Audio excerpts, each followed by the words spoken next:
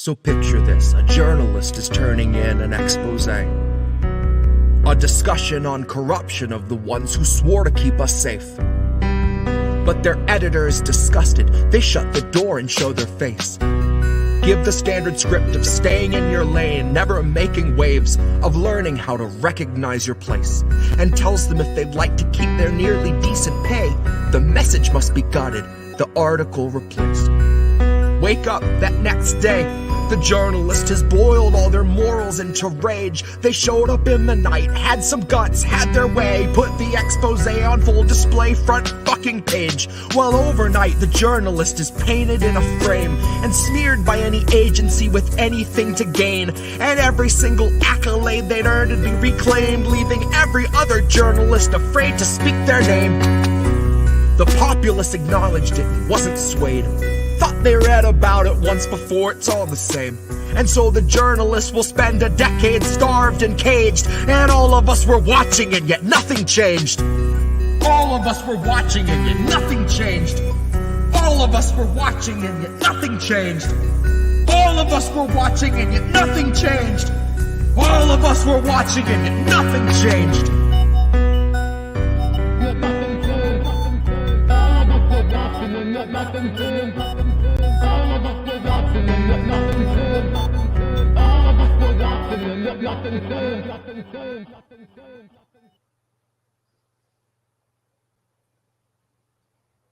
Fuck everything. Hi, everyone.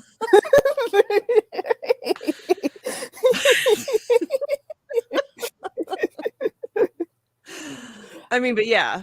Yes. You know I always have colorful intros, and I like to mix it up every now and then. I don't like to give the same one. So, sometimes when, we're in a mood, when we're in the state that we're in right now, you just gotta open up exactly like that. Yes. Hi, everyone. Welcome back to Free the Truth. I'm Glory. To my left is Comrade Misty, and boy, oh boy. Boy, oh boy. I'm tired, you guys. I really am. I haven't been this angry since January 4th, 2020. 2020? 2021? It was 2021. 2021? January 4th, 2021. Yeah, I was really... The extradition was denied. Yeah. Yes, I was really, really, really angry in the couple days leading up to that. And it's been a long time since I've been that angry. And I am that angry again. I'm very, very angry. I have been for like a week and a half. I keep apologizing to everybody. But honestly, I'm not sorry because we should be angry. Everything is I am once again having trouble finding the words to get people to understand how fucked up this really is. I don't know what else to say. I mean, everything that we have predicted, everything that we have been warning you about for the last at least 3 years is very quickly coming to fruition right before our eyes. And there are still people cheering this on. Yes, there are. There really, really are. And it will never not be asinine to me, honestly. Listen. Okay, I know that the Western side clearly is more affiliated with Nazis in this instance, but could we maybe do less to act exactly like them? Yeah. I mean, yeah. Yeah, we got a bunch of #Antifa people running around cheering on censorship and rooting for the Azov battalion. What is happening? Yay! What is happening? They're selling Nazi gear on Amazon. Yeah. What is happening? I feel like cartoon doesn't do it justice. Clown show doesn't do it justice. I don't know what's happening. But everybody's lost their goddamn mind. Yeah. The whole thing is it's like war doesn't do anybody good. Like, you thought the last 2 years were bad on the psyche. Imagine what war is going to do. No, not war. let me phrase that because war's already been happening. What world war is going to do? Yeah. All out, hard world war between global powers, because we've been trapped in the new Cold War for a minute now. Yeah. But no, Yeah. it might get real, and I think it already is real. And again, people are cheering it on. What the fuck is wrong with you? Seriously, I am It's so like- at a loss. I swear, it's like people are on drugs. It's like they get some kind of hit when they just say, like, when they can take a side in a war, when they can cheer on a nation. It becomes like a sporting event. Yeah. You know what I mean? Everybody's got their team. Yeah, like, honestly, this is why that I think people need to watch sports, so they have a way to channel all that tribalistic energy instead of bringing it out into the actual global sphere of things where lives are at risk because of it. Yeah. That'd be cool. Nobody's dying at the Ohio State Michigan game. I mean, unless there's a major fight that breaks out, which is possible. But, I'm just saying, there's not like any, bombs going off. Yeah. There's no drone strikes. Yeah. It's a lot healthier. It's a healthier outlet for your tribalistic nature. It's like, honestly, I believe that as humans, we have that nature within all of us, whether we like it or not. So, that's why I do advocate for things like occasional escapism and advocate for like healthy outlets for this stuff, because it's within all of us, and, you need an outlet for it. And, one of my speculative theories is that's what's happening with fucking Anonymous, where you have all these people getting high off of being cyber warriors and being in a cyber war against the evil Russia, because I love taking sides in a war. Yeah, no. Like, that's why Anonymous is a joke now. I mean, it's been turned. It's painful to watch. It's painful to watch. I don't know. I mean, it couldn't be a bigger CIA front. You know what I'm saying? It is quite painful to watch the same people that did Op Israel and Op Ferguson turn around and literally carry the State Department's water for them. Oh, it's so bad. Again, everybody's lost their goddamn mind. Seriously, everybody's lost their minds. There are some Anons that are seeing through it, though. I give them mad credit for that, but... Yes, there are people who are seeing through it, and I appreciate those people very much, but it is still very depressing to watch so many people. We were just talking about this last night on Bitch. Watching so many people be turned into bloodthirsty warmongers within like 36 hours is so depressing. It's so depressing to watch, especially when a vast majority of these people lived through Iraq. Like, this isn't new to them. Not the first time. It's not. Here we are. I hate everything. Except for you, Jack. Hi, Jack. Hi, B.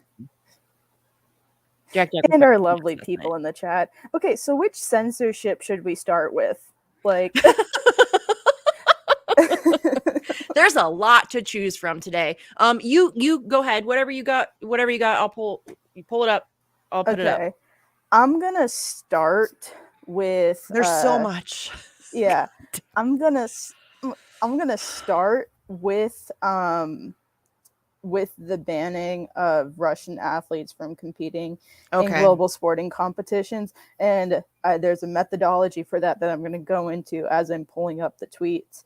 But because we may or may not, because it's so last minute, we may or may not have Nico House joining us midstream to talk about how RT America was literally forced into shutting down entirely. Yeah. So, I actually don't even need to pull up this tweet because it's short, but pretty much FIFA has expelled Russia from the World Cup. Now, I'm sure you're wondering, oh, World Cup, that's happening? Why, yes, it's absolutely happening. World Cup 2022. You want to know where the World Cup 2022 is happening? Where, Glory Jones? Where's that happening? In Qatar. What? Oh, well, they're, I mean, obviously just a very peace-loving country. They've never, that no human rights violations, nothing like that going on, right? Obviously. No, not at all. And it's not like No. FIFA is also in bed with every Gulf monarchy ever. I mean, not to mention, like, to become a host city for the World Cup or for the Olympics, to that matter, you got to put forth tons of plans. And, you know, occasionally when countries are sending diplomats to make these plans for host cities, along with these plans for the Olympics and World Cup and World Championships, etc., it comes with, you know, with a little bit of cash that the IOC specifically, but also FIFA, of course, is notorious for taking those bribes because they're absolutely rife with corruption. Now, to go to the IOC and what they've done to kind of like punish and almost silence and prevent from competing Russian athletes for is I shared some. There we go. The International Olympic Committee, which is IOC, urged sports bodies to exclude Russian athletes and officials from international events. Now, get a load of this. The IOC said it was needed to protect the integrity of global sports competitions and for the safety of all the participants. First of all, for all the safety of the participants, that's just wildly like, how should I, like, racist, xenophobic, all of that, to think that by allowing Russian athletes who have really no part in this like, who have no part in swaying Vladimir Putin, I can assure you of that, like, to punish them and essentially paint them as dangerous. Yeah. Dangerous. Like, dangerous to other athletes by their mere presence. Like, that's wildly racist and xenophobic. And listen, I have an image to show about regarding, you know, the how you say the integrity of these global sporting events. And, you know, since we're dealing with the IOC, the International Olympic Committee, let's go to what the Olympics have done in past with regards to integrity.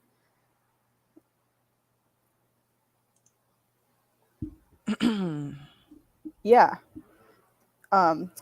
That's people doing Sieg Heils, as in Heil Hitlers, at the Olympic medal podium. Now, in contrast, let's go to the BBC archives for a minute. And come on, share screen. Okay. Now, in contrast, let's go way back into the BBC archives and see what happens when this action is taken. So, on winning the gold medal is Tommy Smith. Winning the bronze is John Carlos. This is after the men's 200 meter, both of them making it to the podium, making a statement for civil rights and Black liberation, essentially. Now, how does the IOC respond to that? Well, beyond the very racist attacks that they faced to that, essentially, what the IOC said was they condemned the actions, and then a spokesperson for the organization said it was a deliberate and violent breach of the fundamental principles of the Olympic spirit. And the IOC actually pushed the American team to ban them from the Olympic Village and bar them from like competing any further. Luckily, they didn't have to give up their medals, but like the IOC went really hard at these two athletes for what they did. And then it also mirrors, it sort of kind of mirrors what, just a bit of wind. It kind of mirrors essentially what another athlete in present day, this is in 2020, Okay, it was for the 2020 Olympics, but it got postponed to 2021 because of the whole COVID shit. So so come to today, and we see that the IOC opens an investigation into women's shot put silver medal winner Raven Saunders, aka Hulk, who, if you didn't watch her, bro, do it. Her form is like so explosive. It's amazing. She did this at the podium. Now, which is literally harmless, honestly. The only thing that the X was meant to symbolize is the intersection at where oppressed peoples meet. And, you know, she is a black woman, a part of the LGBTQ community. And all she's doing is literally advocating for intersectionality. And what does the IOC do? It starts an investigation into her for doing that. This is in 2021 that this happened, present day. They started an investigation into her. Luckily, the investigation was dropped. And the only reason why they dropped the investigation was because Raven Saunders shared that a couple days after she won, she shared that her mother had died. So the only reason why they even suspended the investigation wasn't because they had some, like, you know, they realized their blatant hypocrisy and decided to stop being idiots about it. Was because they had to feign sympathy for someone losing their mother. Now, and like, there's honestly so much more. There's like so much more to go into. With regards to the IOC, there was actually a Russian whistleblower who spoke out against a huge doping program by Russian athletes, which is one of the reasons why they weren't allowed to participate in the 2018 Winter Olympics, except under a neutral flag, I believe. I'm not sure if they were actually allowed to do it under a neutral flag, but I remember it was a huge scandal where a whistleblower uncovered a huge doping program by Russian athletes in 2014, which, I mean, let's be real, it isn't the only doping program happening. Everybody does steroids. Everybody. It's bad. Like, it's bad. So, whistleblower, her name is Yulia Stepanova, and her husband Vitaly Stepanov, they essentially helped expose a huge scandal with a big amount of Russian doping and steroid and performance enhancing drugs using contests that happened. But basically what happened was in 2016, they put out an article basically saying that the IOC did nothing to help them, did nothing really to actually advance the zero tolerance and doping laws that they claim to care about. And in fact, they tried to push it under a rug because, you know, they need these athletes to be generating revenue. So they really don't care about stopping doping in sports. And the only thing they had was a conversation with someone from the IOC Ethics Commission, and that really didn't go anywhere, unfortunately. And then there was also another whistleblower. He didn't whistleblow against the IOC or Russia, but he whistleblew on the Nike Oregon project, which was this massive kind of project in which I forgot his name. Oh my God, the coach involved. It was like Alberto Salazar, I think. But so if any of you guys are familiar with Steve Magnus, he was the whistleblower against the Nike Oregon project, and he talked about as well essentially the same thing. How the Stepanovas, the whistleblowers from the Russian case, were really vilified despite the fact that they came out exposing something that should really go against a lot of people's perceptions when it comes to doping in track and field specifically, because these two athletes were track runners. And and he essentially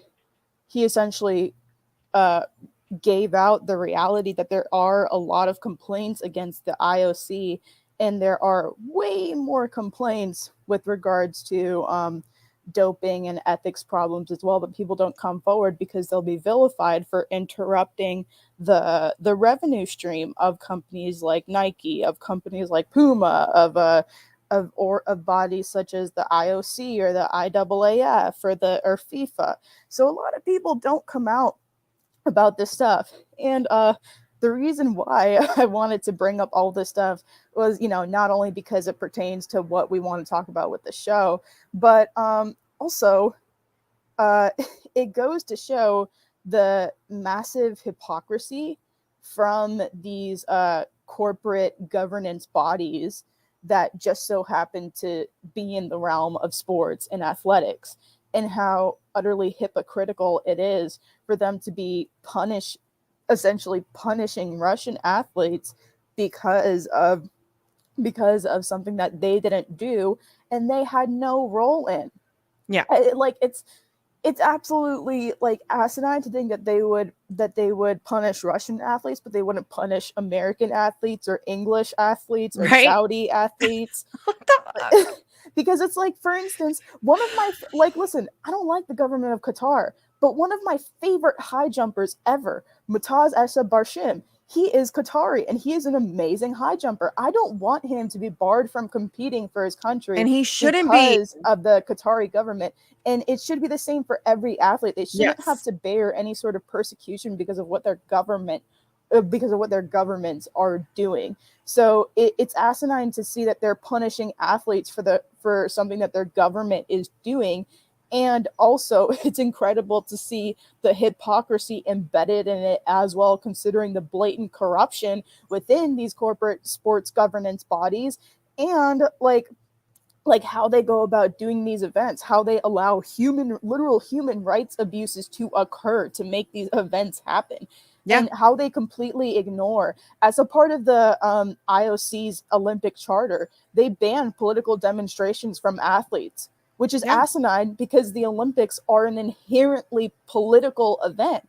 Like, there's so much diplomacy and even nationalism to a degree, and politics and corporations and governance that goes into the Olympics, that you can't ban that you should not be able to ban athletes from participating in that, especially when the Olympics and other global sporting events are an inherently political event. I mean, Yes. yeah. Well, and it doesn't stop with, I mean, y'all, they're going after the Paralympics now. Oh yeah. Okay. I don't even know what to say about this. Really? We're just going to ban all Olympians from Russia and Belarus and this starts tomorrow. They start tomorrow. So these athletes who have been training and who have been working their asses off, are now just bam, done. You're done. You can't compete anymore. And again, they had nothing to do with this. They have nothing to do with this. Nothing. Nothing. I mean, it's like, listen, going by the logic of the Empire Stooges, it's almost worse than banning RT and banning journalism. Because think of it, in the eyes of the Empire, in the eyes of the bootlicker, this obviously isn't the truth, putting that disclaimer out there, but in the eyes of like the Empire, RT and journalists that work for RT, they're aiding in the Russians' narrative. They're doing that inherently political thing. These athletes aren't doing anything political. They're just competing for their country because it's probably what they've been working towards their entire life. It's like, and so they shouldn't have to bear the consequences for that when they're like some of the least political people out there. Right. Never mind the normal people that have to bear the consequences of something like sanctions or war crimes. I just want to know when American athletes get banned from the Olympics for the unbelievable amount of human rights abuses we commit on a daily fucking basis. We are occupying multiple countries. We are actively participating in multiple genocides right now. Are American athletes going to be banned? No, of course not. Of course not. And that's what drives me crazy. And anybody cheering this on, I see a lot of people cheering stuff like this on. And it's just gross. The hypocrisy, just the rank hypocrisy is overwhelming. It really is. The absolute lack of self-awareness as Americans is amazing to me. Well, I mean, for what it's worth, FIFA doesn't need to ban the American men's team from the World Cup because we already suck ass anyways and weren't going to make it. That's fair. Yeah. I mean, but still. I know. I'm But just still, they I should just wanted still to, be. I just want to take a shot at the men's team because we are ass. Just saying. Pretty terrible. Yeah. Like, But I y'all mean, have it no is one still outside of just Christian really, really disgusting that we are banning people from participating in an athletic competition when they have absolutely nothing to do with the current geopolitical situation. But it doesn't go both ways. And that's what so much of this has been like. It's just been very eye-opening to see like so many people want to pretend like the whole situation in Ukraine happened in a vacuum and that this hasn't been going on since 2014 or even before, and that we didn't have any active role in it, and that we didn't overthrow their government and perform a coup and inserted, we didn't do any of that stuff. Like that's I mean, we didn't arm Nazis. We didn't do any of that stuff. It's just Putin went mad one day and decided he was going to invade Ukraine. Or now, because people know about the Azov battalion, so they'll take the line of thinking where it's like, oh, well, I think people are overstating the impact of the Azov battalion. Like, bitch, shut the fuck up. Oh, I hate everything. I really do. I hate everything. So, what the hell did I have that pulled up for? Okay. If we want to stay on athletic stuff for one moment, this made me giggle pretty hard. It never shares. It's so annoying. WWE announces that it has, quote, terminated its partnership with Russian broadcaster Match and shut down WWE Network in Russia effective immediately, end quote. The WWE has a massive contract with Saudi Arabia. Massive. I think it goes through 2027, something like that. They get paid like $50 million per event from Saudi Arabia. That's fine. But Russia, but Putin. Seriously? Bro, it's like and the Saudis be all over these sports teams too, really. Mm-hmm. Yeah, I mean, you have a massive monster deal, financial deal with Saudi Arabia, who is one of the world's worst human rights abusers. You know what I'm saying? They are actively committing a genocide in Yemen right now, and that's okay. That was fine. You don't have any problem with that. But Putin, I just don't. And that the fact that there are a lot of people who aren't seeing through this, and that there are a lot of people who are not only just not seeing through it, are like cheering this on, thinking that this is a great thing and that this all just makes total sense. I don't know what to say anymore. Like, I'm honestly at a loss. Like, this whole like past week and a half, I just don't have any more words. I don't have any more words. Like, this is complete absurdity. Clown show doesn't even, like, that's not even strong enough. This is, I don't know what this is. Everybody has lost their goddamn mind. War is a racket. It's a huge racket. War is a racket. Oh my god. Yeah. Seriously, shame on anybody who's cheering this shit on. There aren't enough fuck yous for people who cheer this shit on. There just are not. There just are not. Everybody who is actively cheering this on, you are aiding empire in applying the boot to the necks of the people. Period. End of story. You are aiding in that. You are 100% complicit in that. Gross. There just aren't enough fuck yous. There really just are not enough fuck yous. I'm so angry. You can just not take sides. Like, do people realize that there's no good sides in a war? Yeah, but there's no good side. And that's what's so and I love the people who when you bring up the fact that we performed a coup in Ukraine in 24, oh, you love Putin. No, that's not what that means. That means I understand history and I understand the context in which this shit is happening. It doesn't mean I love Putin. Like, I get it. It's like a joke. Conrad Missy is Putin's buddy. I get it. I don't actually love Putin. what I'm saying? It's a joke.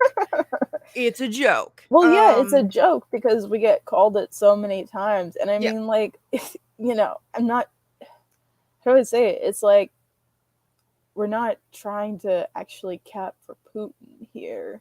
We're just trying to add more context to the situation. Putin's a psychopath too. I mean, they all are. Anybody to be pro-Russia. I'm not telling everybody that Russia are the good guys. What I'm saying is, stop siding with Ukraine because there's no good sides in this. It's a war. There's no, you know, Putin's not perfect. He's not an angel. He's done terrible things. He's doing terrible things. I still think, and I don't care how much shit I get for saying it, that he has been unbelievably fucking patient. Christ.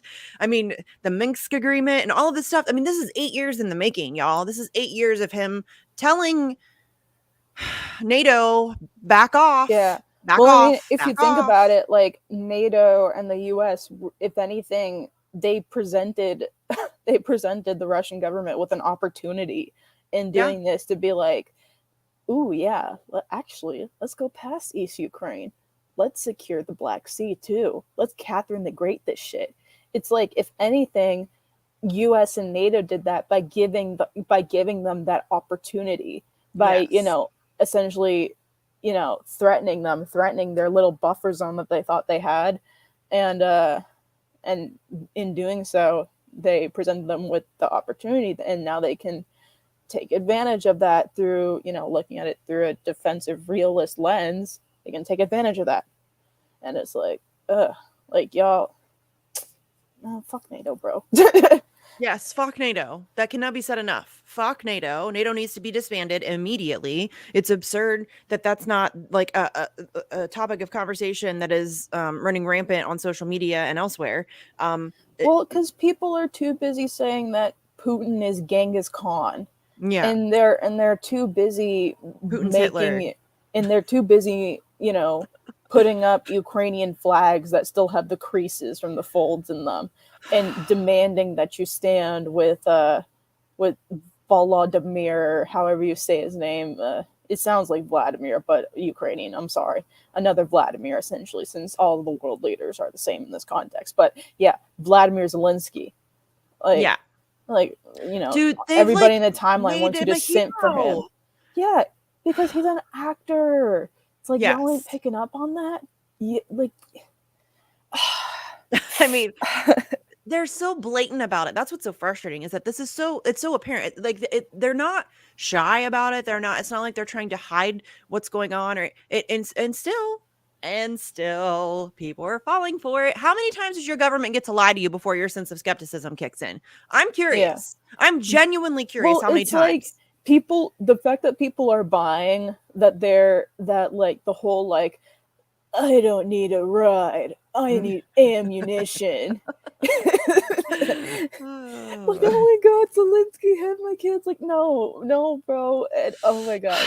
Or like the fact that they're buying the fact that the Wagner group sent 400 mercenaries in Kiev alone, just for the sole purpose of assassinating Zelensky. Like, please tell me y'all don't actually believe that. But they do. Like, I know. People believe it. You know what pisses me off about that thing is, like, it's like, y'all would rather be mad at the Wagner group for some made up story about assassinating an actor than you would for their human rights abuses in Mali or the Central African Republic or anywhere around Africa where they've been deployed. Like, bro.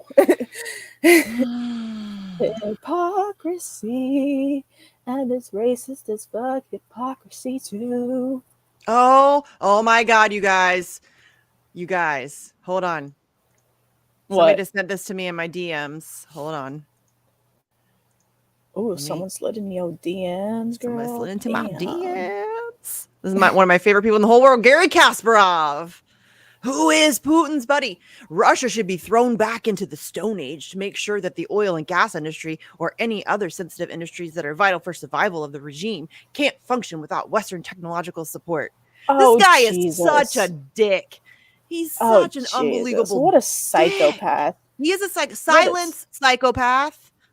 Oh, I keep What just is- retweeting that because like there's a whole bunch of psychopaths right now running around Twitter, talking about all the terrible things they want to do to Russia. Just shut the fuck up. Seriously, you are a psychopath. You are a psychopath. Yeah, Seek it's help. like people are literally acting like Nazis in the 1930s towards Russians, and it's gross. And they don't even have the self-awareness to recognize that that's what they're doing. They think that they're on like the good and right. And that if you ever wondered how something like the Holocaust could happen, Yeah. look around you. This is how shit like that happens. This is exactly how shit like that happens. And now Empire is actively seeking even more narrative management, even more narrative control, and they're shutting down all dissenting voices, all Russian voices, all everything. They're having people dump out their Russian vodka. Like that's going to make a difference. Like that's going to that matters somehow. That's going to help Ukraine somehow. What? But that's exactly how shit like the Holocaust happens. That's exactly it. They create this level of fear and this othering, and people will do crazy things. I mean, look around you. Seriously, there are otherwise intelligent individuals who I used to respect who are just really fucking wrong on this. And oh it's my gross. God. And like some political analysis, some random like political analysis said this. He said, Paul Massaro, who's an idiot, I presume, he literally said, I'm racking my brain for a historical parallel to the courage and fighting spirit of the Ukrainians and coming up empty. How many peoples have ever stood their ground against an aggressor like this? It's legendary. Are y'all motherfuckers trying to rewrite history in real time? Like, yes. Like, do slave rebellions not exist? That's exactly what they're trying to do. They're trying to rewrite history in real time. Yeah. Oh, Jack, you almost fell. Take it easy there, sister. Yeah, that's exactly what they're trying to manage control of the narrative. Like I've been fucking screaming about for 3 years. Everybody got so mad at me. Why do you talk about this so much? Why you're so obsessed? Now do you see why? Do you see why now? Well, and as well, that video of the French woman schooling the mainstream media French TV dude, like within that, she says Ukraine's jailed journalists, they've censored people, they've jailed so-and-so journalists this year. And it was just like shocking to people because she was just like, why would I cheer on any of these leaders? Yeah. And it's just like, yes. They all suck. You cannot reach that level of power without being a complete psychopath. It's not possible. You have to be willing to exploit people. You have to be willing to do really, really terrible and bad things to reach that level of power. Period. Yeah. That's why I don't like any of them. Yeah. At all. Here's what I wanted to bring up as well. There was a journalist by the name of Alessa Bocci. I'm sorry if I said that wrong, but or Alessandra Bocci, and they said Italy's main university in Milan just banned teaching Fyodor Dostoevsky because he's a Russian writer. Dostoevsky was sent to a Siberian labor camp for reading banned books in Tsarist Russia. We are reaching levels of hatred and stupidity that I never thought were possible. Yeah. Okay. So here I have something to share. Alex Rubinstein, my friend Alex, tweeted this out earlier today. Shout out to Alex. If you're not following Alex, you should be. And Nico's going to be on in 5, by the way. Okay, cool. So a 65-year-old substitute teacher and journalist has been suspended from teaching in Arlington, Virginia for giving his students a balanced perspective on the Russia-Ukraine conflict. Mainstream media says he, quote, spread Russian propaganda, end quote. So much for freedom of speech. Freedom of speech is dead. Yeah. Dead. Yeah. We don't have that anymore. Yeah. And getting it back is going to be, and this is what I have been fucking screaming about for years. Once we lose rights, it is really, really, really hard to get them back. And we're fucked now. I mean, we are well and truly fucked. I don't mean to be a negative Nancy, but we're fucked. I mean, how are we going to actively combat the shit that's happening to us if we can't even have conversations or spread information or, present facts to people? that's the whole point. it's to silence any dissent. It's to prevent people from speaking their mind. It's to prevent people from having access to the information they need, to having, access to literal history. I mean, it's just unbelievable, honestly. Like, I generally like being right, Glory Jones. I like when I'm right. It's fun. I don't like being right about this. This is not fun at all. I don't like it. It's really bad. This is really, really, really bad. Fuck. I just don't even know what to say, because it's like, at one point we are kind of right, but on the other hand, it's like, really don't want to be. Really don't want to see the level of censorship that's happening as a result of this war. And this isn't the first time mass censorship has happened, and I don't unfortunately think it's going to be the last in the immediate future. No, but it's going to get so bad. This opened up a whole new door. Assange opened up a whole new door. This is opening up a whole other door. It's going to get so bad. It's going to get so bad. Oy.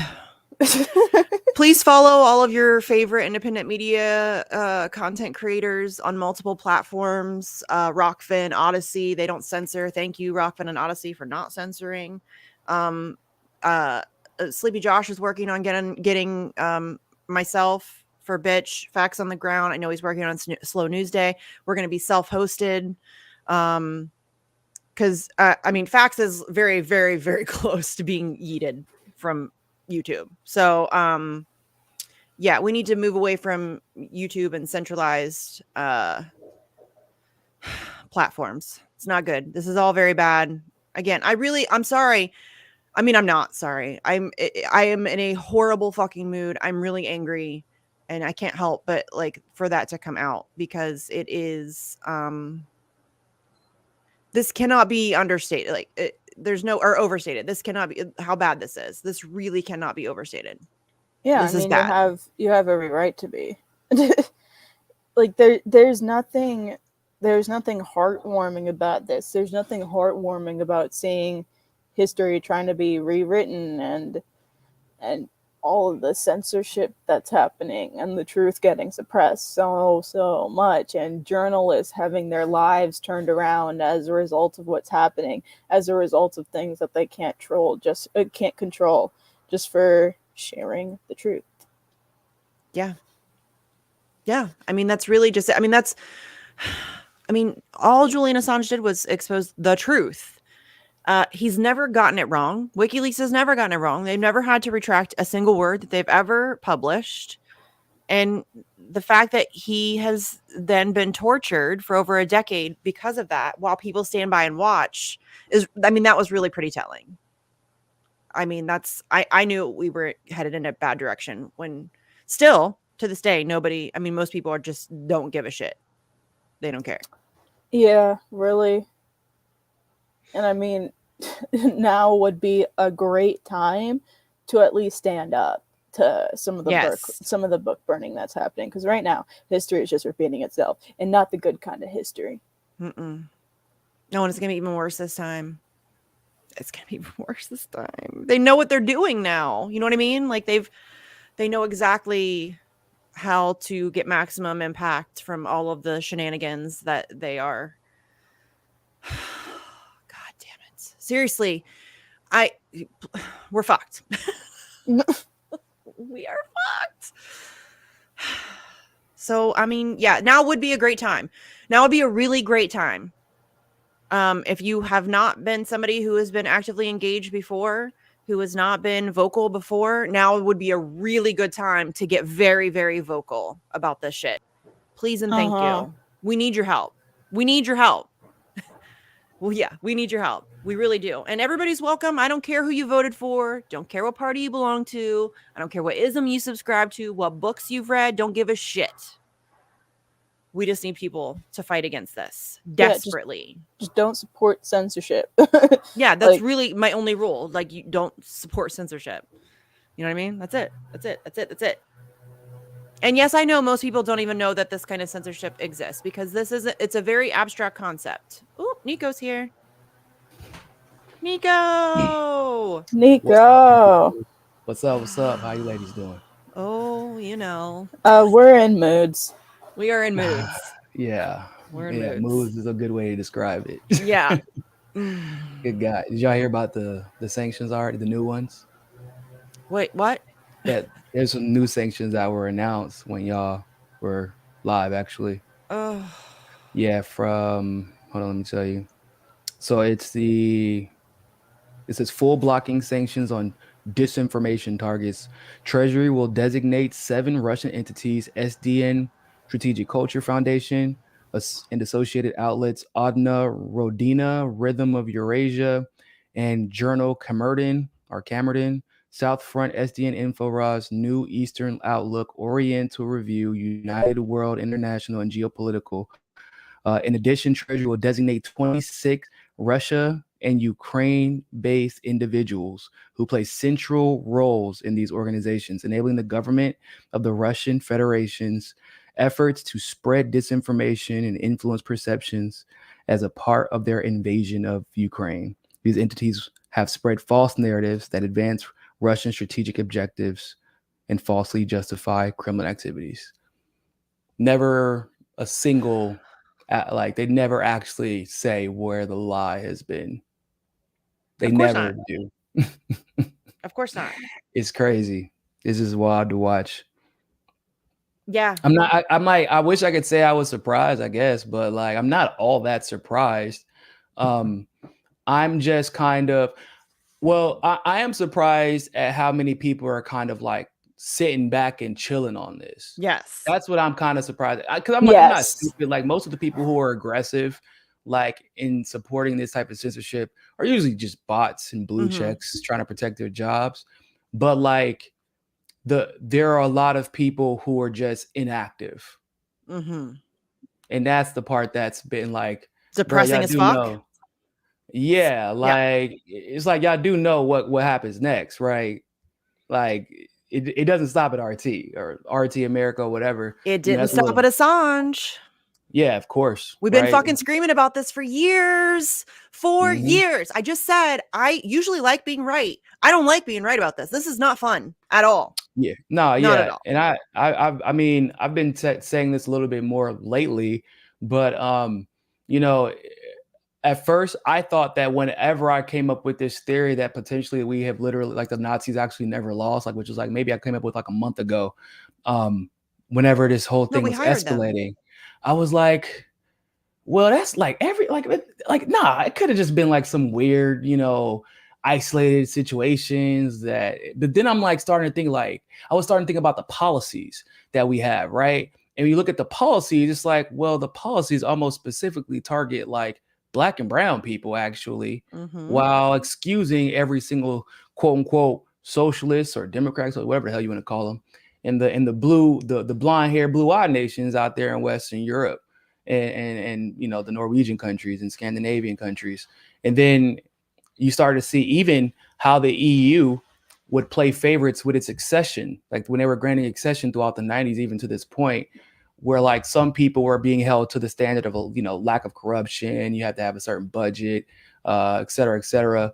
But like countries that were within those guidelines were still being rejected. And you find out those, of course, the Muslim dominated countries, or the brown countries, if you will, or countries obviously like Turkey that basically the US will not allow to be in the EU because we would have to clear too much through the EU to actually, you know, launch rockets out of Turkey, which we've done in the past. But now when you're looking at the Ukraine seizing assets of Russians, not of Russians who are like military affiliated. I mean, not that would be okay either, but like they're literally doing, like they're engaging in Nazi warfare. Like, this is exactly what the fuck happened. Like it's not even like, and once again, it shouldn't be lost on anybody that the moment World War II is over, our greatest ally, all of a sudden we go after, who just happened to be the Nazis' greatest enemy. That actually was probably responsible for the end of World War II, if we're being honest. Like, I mean, when you bring them into, you know, your NATO leadership, United Nations leadership, you're hiding them in Central and South America, in Argentina and Colombia. And now I'm just now recently finding out that we had been protecting and funding Ukrainian Nazis during World War II. Mhm. Well, and we integrated Nazis into NASA. Into all our Operation research and Paperclip, development. baby. Yep. Let's go. All the research Yeah, and development I thought programs. Paperclip was horrible in and of itself, and I've known about Paperclip for a long time. I thought that was at least kind of where it stopped. And that's like the least, like that's nothing compared to what we've actually done since then. I mean, literally providing fake identities for Nazis. Like, I mean, it's no different than what we've done with the Taliban, with, members of ISIS or Al-Qaeda, like anybody that we've worked with or trained the Mujahideen, like anybody like that. Like, it's crazy because I kind of, whenever the whole refugee conversation like really started ramping up again, really under Trump, I just would see the rhetoric, and it was always obviously they're illegals. I'm like, well, they're applying for political asylum. I don't understand how they're illegal. I mean, literally, our policy allows for you to come here and then retroactively be given political asylum. You're not illegal. You're not here unlawfully if you're seeking political asylum, even if you haven't been approved yet. That's just the way it goes. But that's not how the government would classify anybody. The Democrats, even when they were pretending to be on the sides of immigrants, they would label them as immigrants, not people seeking political asylum. And then, of course, the right will label them as, quote unquote, illegals. But whenever white Venezuelans come here, or white Cubans come here, or in this case, obviously, white Ukrainians go to Poland or wherever, all of a sudden they're political refugees. It's just weird to see, like, yo, there's no way that this whole world's been ran by Nazis and no one caught it, right? Like, that would be too far-fetched.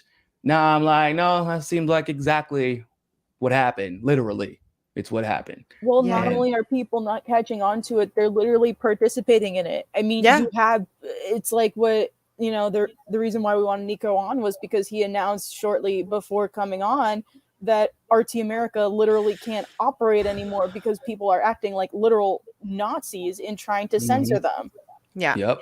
My friends are getting death yesterday. threats. They didn't even have enough people to produce shows yesterday.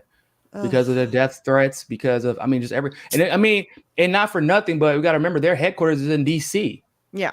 Like, they're right to be scared. You don't fucking know what could happen to you walking down the street in DC, right? For all that shit, everybody wants to pretend like, oh, Putin's killing off his political allies, which is fucking bullshit. Like, God forbid anybody ever suggest anything like that about, I don't know, fucking Hillary, like that everybody in the world suggests with plenty of evidence to back it up. Like, but the moment they're like, yeah, man, you know, Putin's like fucking taking this 1970s approach and poisoning his political enemies with no evidence whatsoever to support it. Like, it's ridiculous, but I would be terrified. I completely understand why they would be terrified to be working at RT in DC, especially if you're one of the more popular journalists or one of the journalists that people don't know about. Yes. Yeah. Yeah. So I mean, Lee Camp just tweeted out that Redacted Tonight has now been canceled. My friend Rachel Blevins, has been getting death threats on her DMs. She's one of the nicest people I know. She's just like a really sweet person.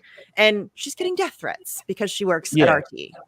And it's crazy because, like, I feel like Rachel is finally starting to get some of the recognition that she deserved. Like, I've been trying to like hype her as much as I can. I know. Yeah.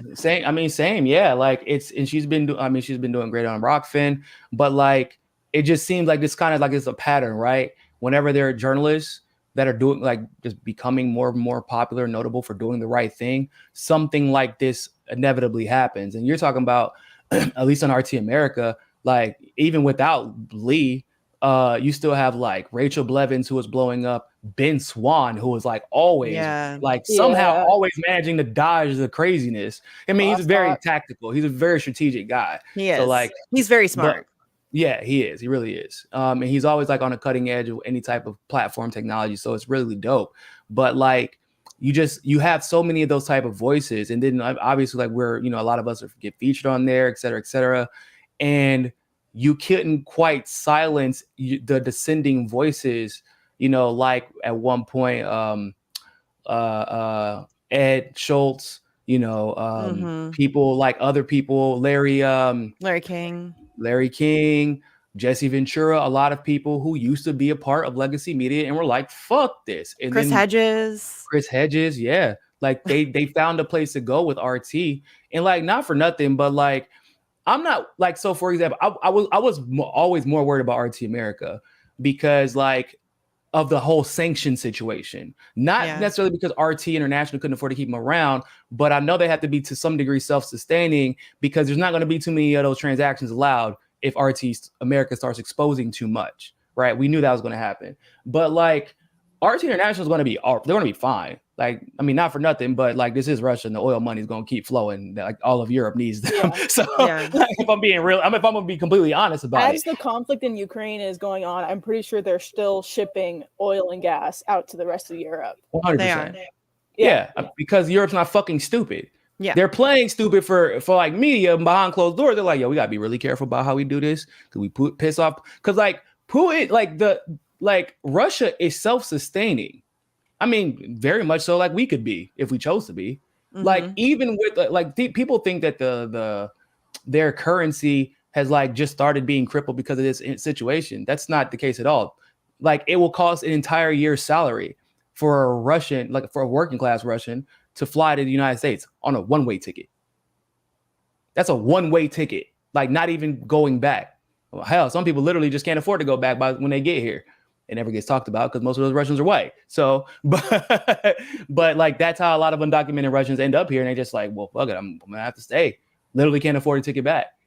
Yeah. So, and you're not gonna keep. Obviously, Russia's government don't play. Like you can't just keep a bunch of Russians in a cage like you can a lot of these other countries in Central and South America because they don't answer to the U.S. like those countries do.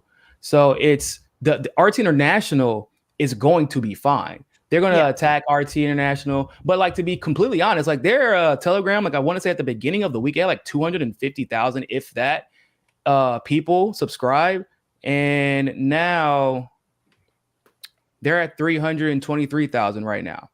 I'm going to subscribe right now. Yeah. It's dope. And like, we also know like a lot of this stuff is like theatrical.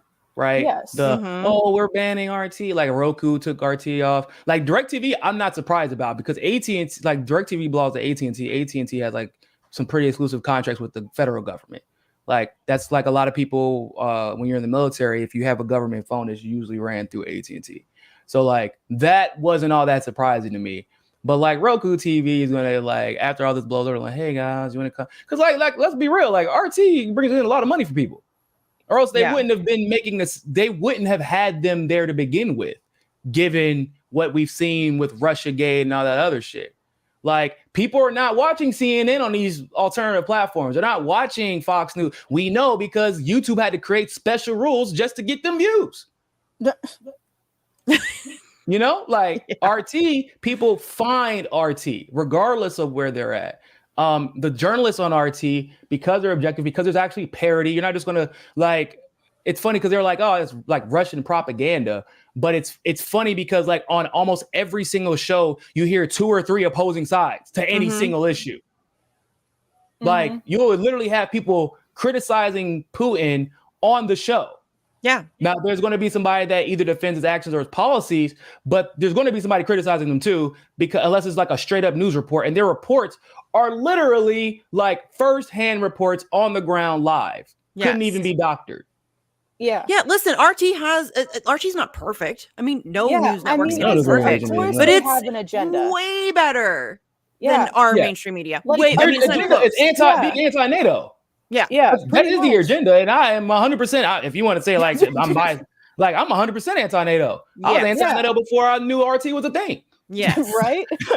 I mean, it's like, listen, of course, RT has an agenda. I'm not going to argue that there aren't shady people within RT, but at the same time, like, based off of the multiple instances of people who have, you know, collaborated with, contributed to, or been on RT, they don't censor them. They allow them to say what they want. And it's like, yeah, I mean, of course they're going to do it to be anti-West, but they're not censoring people. They're letting the truth go out. Yes. We're trying to get out the truth that by any means necessary. Like Peter Lavelle for Crosstalk, right? Obviously, he's a conservative and he's like super anti-Joe Biden. But if he's having a conversation about Joe Biden, he always allows some neoliberal Democrat to go into an RT studio and spew whatever pro-Biden propaganda they want because it's important for the discourse. Like, I don't know what else you would want. Like that, we would never get that on CNN. No, we never get that on BBC. Even Fox News, believe it or not, a lot of people, for some reason, I would say they are somewhat better, but that's only because of Tucker having this really weird revelation. Oh shit, man, maybe I should try to be more independent minded and it'll work out. Like, and he's getting richer off of it. He's almost, if he wanted to, he's damn near being able to be independent of Fox News. But that's where it stops, right? Because I don't know how this whole situation is going to be handled with Russia, because from what I've read, he's not really saying what Fox News is saying. He's kind of like on his own little wave. So, but that's like an isolated situation. Even Fox News, for the most part, doesn't offer the parity that we should on most of these issues. But yet you hear this is Russian propaganda. Like, I don't even speak Russian, bro. Like, I talk to my executive producer like once a week. And actually, because he's like he's like always trashing, like, oh, Russia's doing some dumb shit. Because like domestic shit that like in Moscow for big city shit, like anybody would complain about. But like they only asked me to do maybe a format. They might like suggest a format to do something in, or an interview, which doesn't even all that much happen anymore because everybody in Moscow has been working at home. Like literally there's like, hey, Nico, what do you want to do today? Yeah. That's our conversation. That's what I've heard from everybody that works there. That's what I've heard from Lee. That's what I heard from Tara Reid. That's what I've heard from Rachel. That's what everybody that I've ever talked to that works at RT said, that they there's no censorship whatsoever. They may give, like you said, like some notes on a format, or they might suggest a particular interview, or they might suggest a particular story perhaps, or whatever. But there's never like, this is what you're going to cover. This is how you're going to cover it. This is what you're going to say. They don't do that ever. And the only time there's ever been any if there's been any adjustment, it's specifically because, well, we got suspended for saying this one thing. Not that you're wrong, but we literally can't say it, or we won't. Our entire channel could get shut down because of a statement said in one contributor's video. Like, hell, we had somebody who was on CNN the night before say the same thing they said on CNN on RT, and they wiped out their German and UK channels because of it. Oh my God. So like, if there's been any type of censorship, it's because the Western media has forced it, or the big tech oligarchy has fucking forced it on RT in some instances. And even then they give us still, which I'm very thankful for. They give us a lot of leeway to like, hey, if you can word it in a way that won't get us in trouble, then, more power to you. They'll have the editors look at it. And if it's good, it's good. But like, they give us all the leeway to be as objective as humanly possible. Like, not for nothing. I hope that Lee's, I hope his website does well, because it sucks that Redacted Nights shut down, but like the last couple of years, I would say, as far as maybe COVID is concerned, me and Lee have not been on the same page at all whatsoever. Lee has a whole ass show on RT America. I'm still a contributor to RT. We can somehow still coexist on the same, and no one's complaining about anything. And I mean, like, listen, you can say that it's for whatever political purpose that they want to, like, it's just to help the image of Russia as like the bastion of freedom and anti-censorship, whatever. But like, at the end of the day, we're journalists trying to get the truth out by any means necessary. Like, if you're sharing the truth, you're sharing the truth. There doesn't have to be a political tinge to it always, especially when it comes to war. Less. I could, like, first of all, Russia has free healthcare. So like, anybody complain about shit We're covering like, first of all, can you give me fucking healthcare first? Give people healthcare before you start fucking virtue signaling about how bad this other country is where people got healthcare and shit. First of all, like if you're going, like, don't get me wrong, we should begin transitioning to alternative energy across the board. I also understand why Russia does not, because they understand that the infrastructure for the fourth industrial revolution and this quote unquote alternative energy, not necessarily better as far as the environment is concerned, because they're going to cut their fucking corners regardless. But the infrastructure is controlled by people who are NATO, like they're NATO associated, whether it be Soros, whether it be Jeff Bezos, whether it be I'm about to say Tesla. Good God, sorry Tesla. Whether it be that guy who stole Elon Tesla's Musk. name, the guy who stole Tesla's name and does everything the opposite of what Tesla would have wanted, Elon Musk. Like those people who are controlling all the infrastructure are all NATO affiliated, and then of course you have China, but China is not like enough. Like they're going to, and their oligarchs are also going to work with the United States, so it's not going to matter. China's just neoliberal, bro. They're just neoliberal technocrats. I'm sorry. Yeah, and like, especially like when it factoring in the fourth industrial revolution, it's like, what do you think isolating Russia from the world financial system is going to do? That's only going to accelerate it. What do you think? Especially when it comes to like Elon Musk offering to put Ukrainian citizens all on Starlink. Wasn't that weird? Yeah. It's weird. Well, it has red flags all over it. Yes. Yeah, he is like a walking red flag. Yeah. He's a walking red flag. Yeah. 100%. Literally. True. Yes. True. His tweet is like getting more likes and retweets than fucking Biden's tweet, which is like, yeah, they're both bot push, but like it's creepy because you're not the president. Like, and most people don't even know what the fuck that is. Why are you getting so many likes and retweets for it? Yeah. You know what I'm saying? Like, if you got a bunch of all these people all of a sudden know what Starlink is, get the fuck out of here. Like, no, they're like, I'll tell you, the only positive takeaway that I've gotten from a lot of this. So like Instagram, my Instagram feed is actually crazy. They almost knew immediately that everything was bullshit. It's good. It's harder to you might be able to put bots in the comment section, obviously on Instagram, which they do often. It's harder to program bots to be as specific as they would be on Twitter. It seems like it's very generic, the responses you get. And then like they're always usually targeting bigger posts, like millions of followers. Not necessarily the case for somebody like myself. But like on the actual feed, my actual Instagram feed, it's literally people posting how much this is bullshit. And in their stories, same thing. And I was kind of surprised. Even TikTok people were catching up. Quick. Good. So they're flooding Twitter with these bots in the most obvious way. It's actually kind of comical. Like it's the frustrating part isn't the bots themselves or us at MCSE are like professionally like harassed. Like we're like this is not, you know what I'm saying? Like that's not nothing. I need a shirt. Professionally harassed. It is the coordinated effort. That's the part. It's like somebody is pulling the fucking strings and they're clearly bothered by our presence. And that's the more stressful part for a lot of people is like, if it was just a few bots every now and then, like, which has been pretty consistent throughout the election and even a little bit before, that's one thing.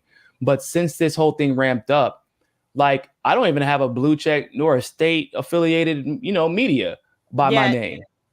And I'm damn near getting the same amount of attacks as Rachel or Ben Swan or whoever. Like it's somebody, because somebody still knows who I am clearly and know I work for RT, and they want to make sure that people they want to basically bully people from speaking. Yes. Which that's stupid. Like, don't just keep testing me because I'm just going to keep talking more. Like at this point, I just start doing it just because it irritates somebody. I'm like, I don't know who it is, but if somebody's getting irritated, so I guess I'll keep going. Like I do that sometimes. I'm not even gonna lie. When people come at me for talking about Julian Assange too much, that immediately sparks like 15 Assange posts. Yeah. Like, okay, here, let me piss you off. Talking about this dying man. I'm a petty bitch. Don't come for me. You're talking about him too much. Like, really? Yeah. Here's 20 posts for you, fucker. What? I just say I'm overcompensating. Like, right? For every fucking person who isn't talking about Julian Assange. Yeah, like, right. As multiple media organizations are being taken down, like. Yeah. Listen, if more people would talk about it, I wouldn't have to so much. Yeah. What is y'all assessment of this this situation where all of a sudden the lawyers have heard from Assange, and Assange's first statement was An This advertisement for an app. An advertisement for a state. And funded- supporters have bizarre. been begging to hear from him for a long time. I mean, myself and Kaylee alone have been like constantly asking, can we hear how he's doing? Can we have some word? Can we have an update? Can we have something? I've never gotten a letter. I don't know anybody other than Gordon Nemec who's gotten a letter. And that's weird to me. And people are getting mad at Kaylee and I because we're asking questions, and you can get mad. I don't give a fuck. I don't trust what anybody. would that be? Why? Okay, that's what's weird to me. It's like, why would you get mad at somebody for asking a We're being question? divisive. We're Because hurting you're support. like, I want to fucking hear from this man who's supposedly who's doing something totally out What, of you don't character? trust the family? You don't trust the legal team? No, sorry, no offense. Why? No, Why? no, I don't. No, I They're I don't. getting don't paid trust the too? legal team. I don't No, trust the of legal course I team. don't. Yeah. Lawyers? You think I They're trust lawyers. lawyers? Fuck out of here. Not only are they lawyers, they're distinguished human rights lawyers. Yes, these are people who have affiliations to like the Clinton Foundation. No, I don't fucking trust them. Really? It's not the Exactly. Clinton Foundation, it's the Clooney Foundation. Sorry. The what? Same thing. The wrong, Clooney? wrong. Yeah, as in George Clooney. Yeah, George Clooney. CIA, George It's Clooney. basically the Yeah. same thing. Yeah, it's the Yeah. same. That's what I'm saying. It's the same thing. Exactly. Like George Clooney is one of like the 12 people that the CIA follows on Instagram. I bullshit you not. Yeah. Yeah. And his Right up there foundation. with Matt Damon. Yeah. Yeah. His foundation has like 2 to 3 members from Julian's legal team on the advisory board. Yeah. Yeah. Mm, I don't That's trust crazy. anybody. I mean, I don't. Y'all should know this about me now. I trust no one. mhm. Nobody. Yeah. And And it's so it's I like- want to hear from Julian Assange. It's like, do I trust Stella? Yeah, but like, I don't know if that was Stella tweeting. And also, I trust Stella. I trust in her love for Julian. That makes you do crazy shit. Yeah. That like I mean, I would do anything to get my wife out of fucking prison. Yeah. I don't give a fuck. I'll do anything to get my wife out of prison because I love my wife. So Aw. I don't expect any less than that shout from out Stella. Susie. Susie. She's in the love room Susie. right now listening to some music. But, Oh. but you know what I'm saying? Like, I wouldn't put it past them to make any time. Hey man, if you do this, if they gotta dangle a carrot, especially everything Yeah. that's going on. And I know that somewhere, I don't know who it is, and it makes me think that there is about to be a drop somewhere from WikiLeaks, or at least somebody affiliated with WikiLeaks, because that shit coming out when it did was bizarre. Like the tweet when it came out, how it was worded just doesn't seem like something Julian would say. He doesn't take sides in government conflicts unless generally it's against the US. I could see him being genuinely concerned about communications being taken down and that kind of stuff. I mean, that's because regardless, right? It no Yeah. matter which side of the situation you're on, like the US could scramble communications just so Yes. there's a breakdown of communication. That's the But only it way is you can. very weird to me that I mean we're coming up on 3 years now where we have been actively requesting word from him for a long time, and this is after we have been told that he has to be very careful about what he says, because if he is extradited, anything that he does or says could then have him thrown into special administrative measures. Like Mhm. that's in the assurances that the U.S. gave to the U.K. That if they promise the that they opposite won't of put him insurance. they won't put him under special administrative measures unless he says something that they deem to be offensive or something, and then they can go back on that. So the fact Except that for he him comes out breathing with this offends me. weird ass advertisement for an app instead of App that I hadn't yeah. even heard of it to that point, which is weird. It's Yeah. like, so if we haven't heard of it and we're pretty much in the know when it comes to that type of shit, how the fuck did Julian hear about it? I know, right? right. In Belmarsh. It's Right. yeah, especially because like with how hard it is to keep up with the nitty gritty of news when you're in jail and when you're in prison. I can't keep up, and I'm not in jail. So yeah, exactly. So like you're all of a sudden like privy to some app that no one's ever heard of until just now. And and what really bothers me too is that a lot of the financial backers of said app have State Department ties, and I've heard. Mhm. that's fishy. That's weird to me. I don't think that there's anything wrong with being skeptical about it and asking questions and wanting confirmation and wanting to hear from him. especially in a movement for Julian Assange, especially in Yes. a movement for free speech. Where his Like, whole we thing sh- is question Yeah, everything. where his Question whole thing everything. is questioning authority and and protecting dissent. Like Yeah. Yo, okay, I know it's gonna sound crazy right now because it just literally just flashed across my fucking screen. Franco's motherfucker. He's interviewing Nick Bryan Nick, right I now. saw that shit. He bro. I is? saw that shit. I know. Yes. Bruh, I was, Franco got no conscience, man. That dude is a psycho. He's a psychopath, man. Yeah. It's like, yeah, man, I've been fucking roasting your ass for like the last year, Well, bro. but Let me go still, ahead. yeah, but Franco has been asking him to come on since because Yeah. Franco had the petitioners on, Also then the true. petitioners came on my show. MCSC was like the only people that covered that. yeah. And Also, so, Franco, what the hell? Why you got to go live at the same time as us? Yeah, You know what this the is hell, our dude? time slot, Franco. Yeah, God Franco. damn it. yeah, Get shit Franco, together, bro. why are you gonna step in on the fam? Come on, dude. Franco always be going live at the Yeah, most but no, random Franco's a times, though. psychopath, man. I tell him Yeah. all the time, like, bro, you're crazy. Like, there's no like your poker face is just It's so good. Franco It's is a so- smooth operator, bro. He is a Yes. smooth operator.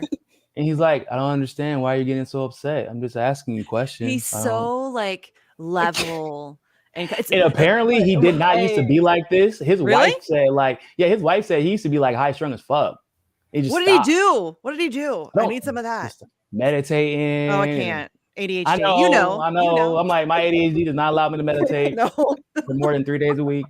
no. No more than 10 minutes. Oh, really 5 a day. Like, Yeah, if I do any more than maybe that, I I'm like, might get 5 minutes where my brain is Yeah. like not even meditating, where my brain is just like not at like 900 miles, maybe it's down to like 700 miles an hour. yeah, you know my secret? So I take my Adderall and then like I meditate while I'm waiting for it to kick in. So I can Oh, fit my little snooze time in for my sleep.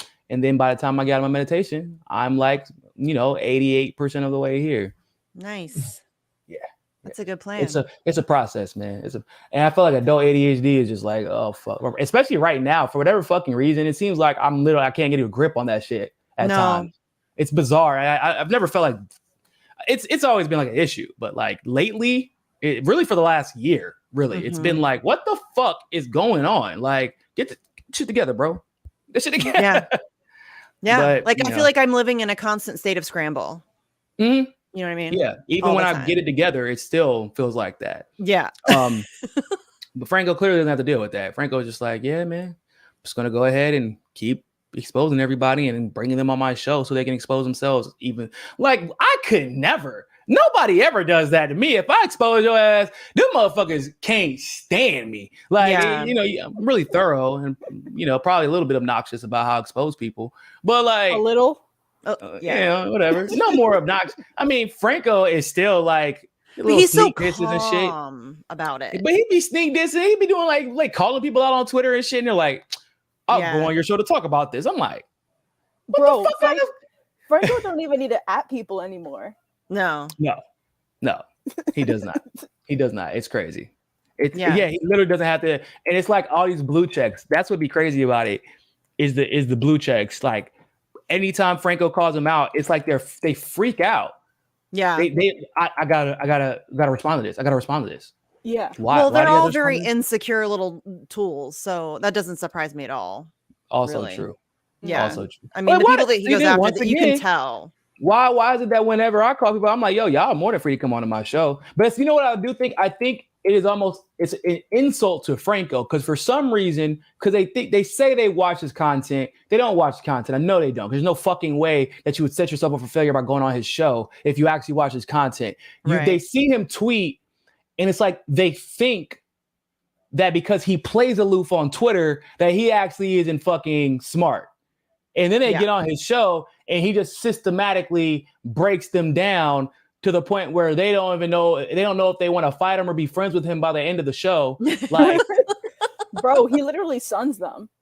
Yeah. he'll be like, yeah, guys, well, this is a great conversation. I hope that you'll consider coming back on. They're like, yeah, man, that would be great. I feel like this is really productive. I'm like, productive for who?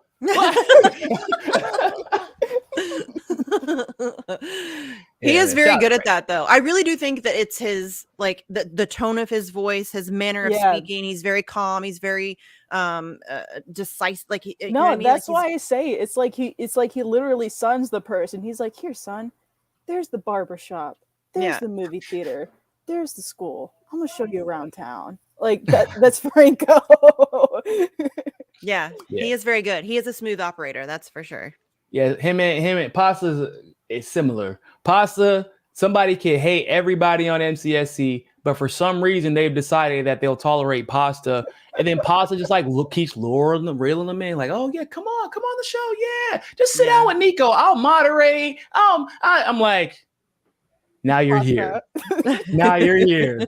Now you get to sit down with me. And then Pasta just sits back and like, and they're like, and Pasta's always like, whenever somebody tries to insult me, hey, man, I thought this was supposed to be a productive conversation. We didn't say we're going to be insulting each other. And he gets so mad. They're like, I thought you were on my side. I'm like, no, you just assume that because Pasta's a nice white guy who like defaults.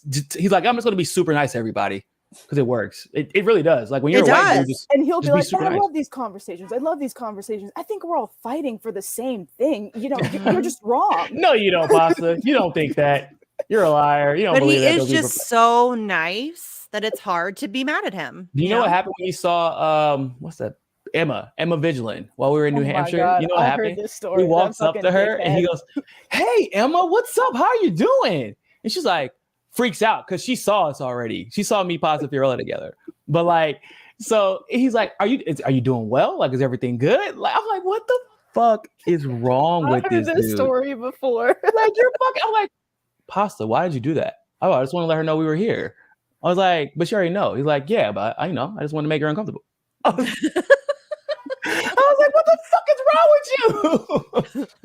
No, I love that. I love that. Called the cops. I walked up to her. Yeah, true. She was like running away from Fiorella. Yeah. That doesn't surprise me.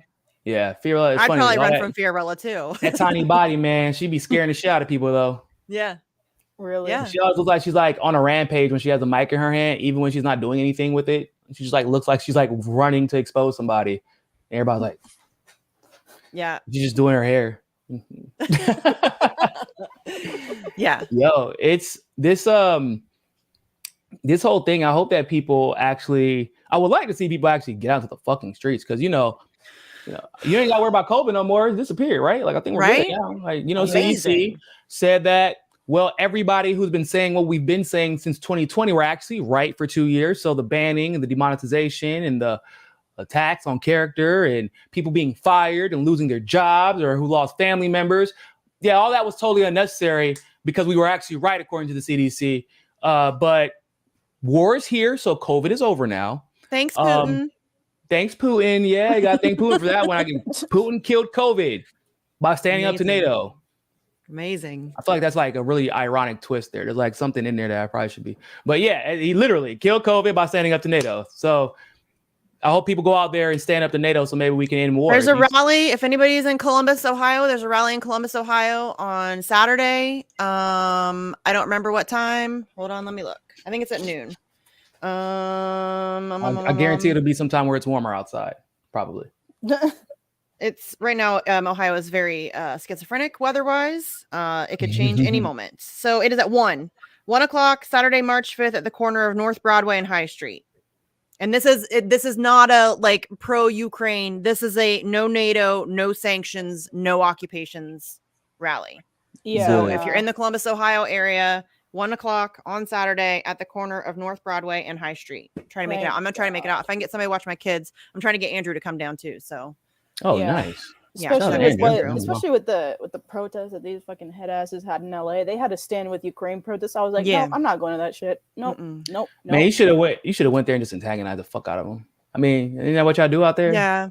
I mean, I would go maybe to just like Assangeify it. Like I would go and just like run around with Assange signs. But here's the thing: I already ran into another like whole ass crisis actor protest because it's funny because I was literally on my way to cover an anti-mandate action before covering an anti-war with Russia action a couple of weeks ago, and on my way, like I walk up and I see a bunch of Ukrainian flags.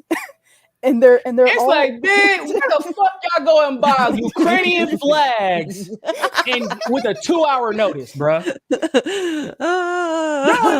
Most of these people don't even know what a Ukrainian flag looks like. No, they couldn't point to Ukraine on a map. They literally couldn't. It was the funniest thing because it was before the military operation into Ukraine happened, but it was like 7 people with a dozen media people all filming them. And they were all wearing Ukrainian flags, and they were saying like, "Thank you, USA! Thank you, USA! Putin, go home!" And it's like it was the most. Putin go home. He wasn't even there yet. That's crazy. That's fucking creepy.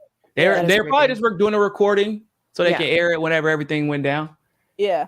It's Yeah. interesting looking back on it now. And I'm Because like, ain't no way you about to get a bunch of people to go out there and protest for fucking Ukrainians like on last minute notice, like they can do some of this stuff. Like, I people like, know. yo, No. I ain't gonna lie. I got a Netflix date tonight. And I'm about to miss that shit for some Ukraine. I never even heard the word Ukraine till Hunter Biden and then this situation. Yeah. Like, that's it. Yeah. The only two times I've ever heard about it. I mean, but that's what I feel like. It's the I don't want to say the disinterest, but at least the people they just don't care enough either way. That's the problem. Like, that is more so the issue here. I really don't think anyone cares enough as far as if you're not against NATO, I don't think anyone else really just cares enough to get involved or pay attention to do anything about this in any meaningful way. But except for the people obviously being affected by it. But we gotta this is generally been the problem with our politics is everybody just fucking whatever. It's not affecting me. Yes. And now I will say though, it's getting real goddamn close to affecting everybody. I don't know if y'all noticed, but your 401k ain't quite worth what it was.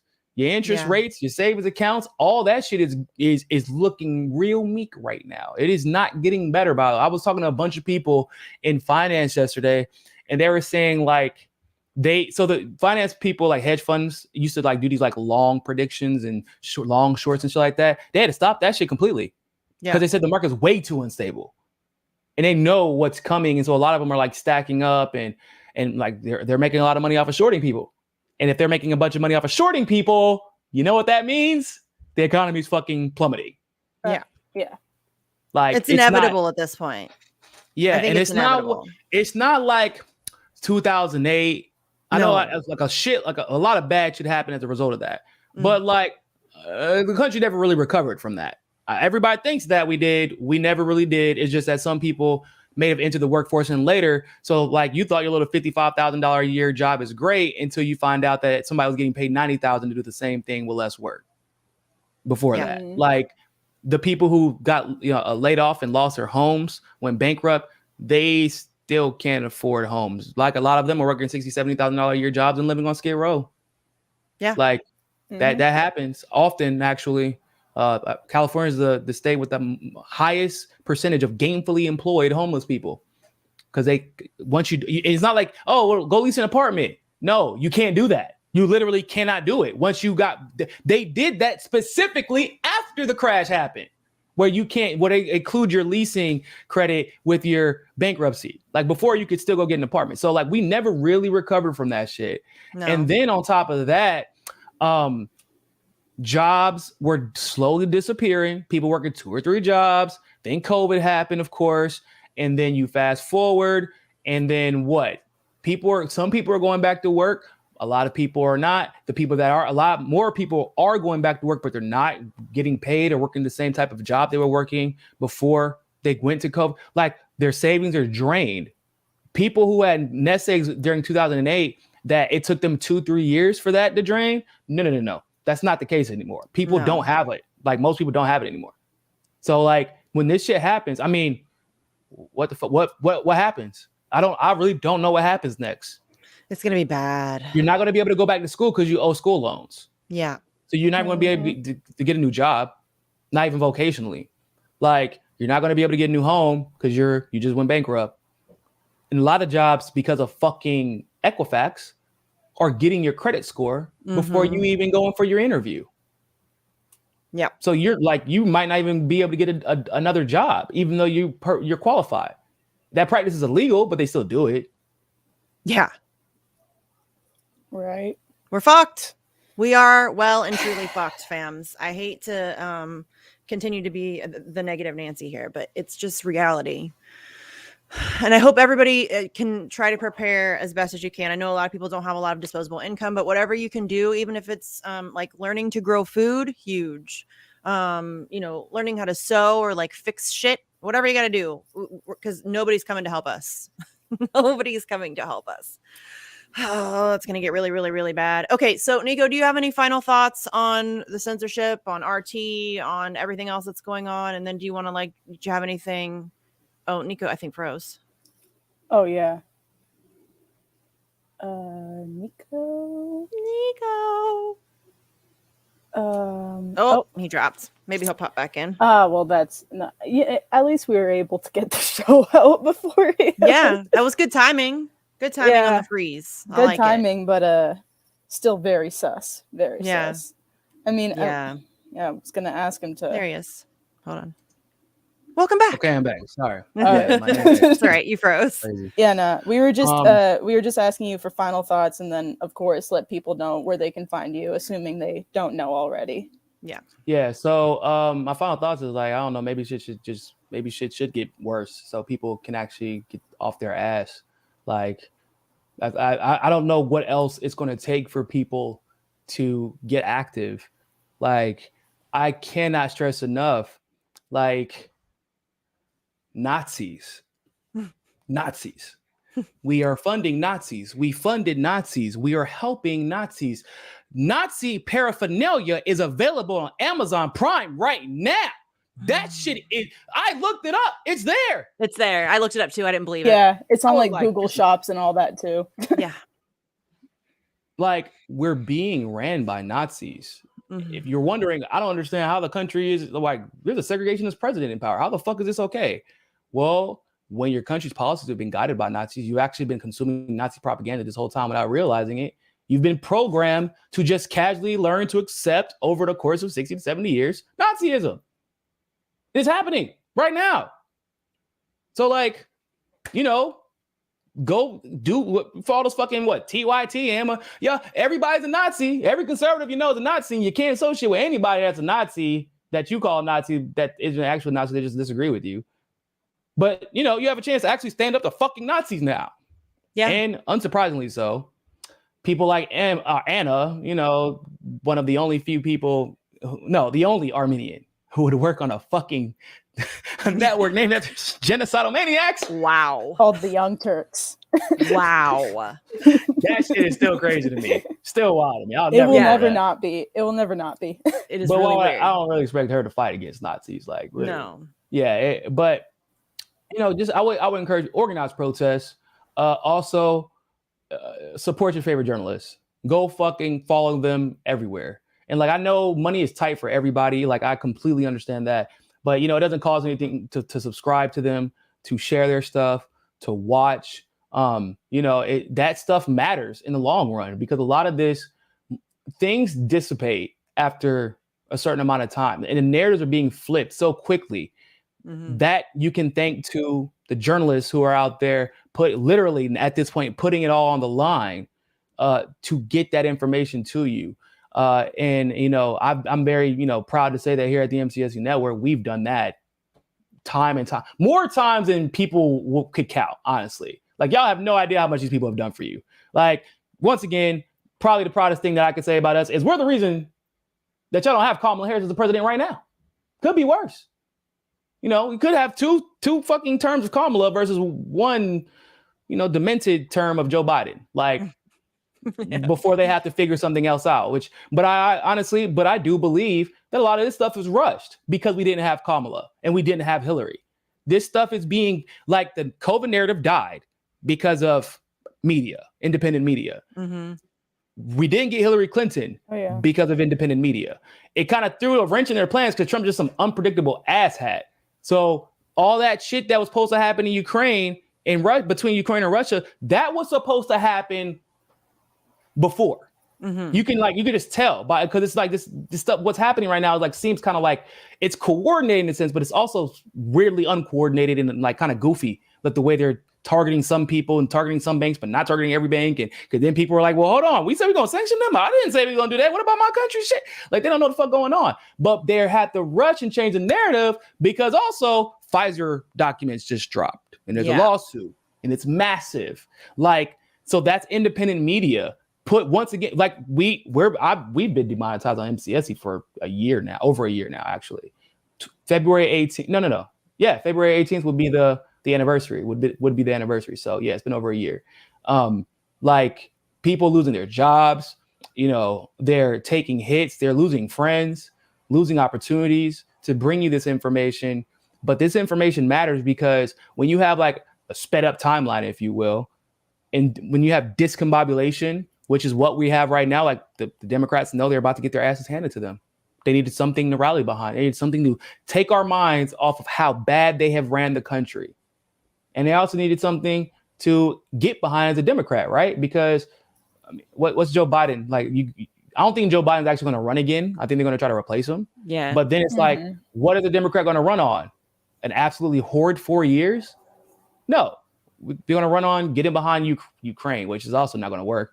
But that's the position they've been put in because of everything else that has happened that was out of their control, that was directly fueled by independent journalism. So even though things are bleak and we don't like how things are unfolding at the moment, understand if everything was going according to plan, things would be a lot worse. And their plans have not been going accordingly because of us. Yes. All right. Definitely support independent media. Please. I say that all the time. Please do it. Please do it. Find somebody that you like, find somebody that you trust. And again, you don't, not just financially, sharing stuff helps tremendously. Getting the information out is key. So subscribe to Rockfin. Go to Rockfin. Yes. And tag everybody you know and tell them to go to Rockfin. Rockfin. Odyssey's good too. Odyssey's great too. Shout out to Odyssey for bringing on RT and I'm not and a for fan not of Rumble, being but, censoring I mean, pricks. Thank you. Yeah. Yeah. Love it. Well, thanks for coming on, Nico, and talking about Rumble. this bullshit.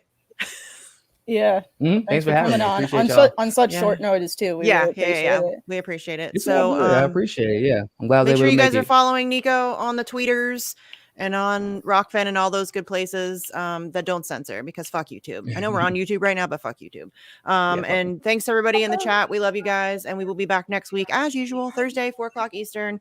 Wait. One piece of good news. I will drop. I will drop some good news. If y'all have been watching the program the past couple of weeks, you'd know that I've been talking about Pakistani YouTube streamer Mr. Wilson.